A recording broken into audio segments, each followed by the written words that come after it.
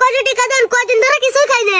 এলো ভাই টাকা, তুমি কিছু খায়া লিও, আর ভালো ভালো কয়টা পোশাক আদি কিনে লিও, আর বাড়ির জন্য বাজার সদাই করে লি যাও। আরো যে টিকা বাঁচবে না ভাই, এই টিকা দেখে একটা R5 মোটরসাইকেল কিনে নেবো।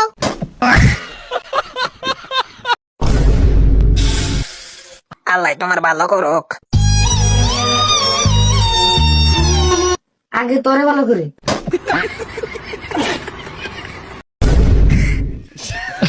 এবার একটা সিগারেট লিয়ে তো। তাহলে আব্বা কো আমার, তাহলে তোমাকে সিগারেট এনে দেবো।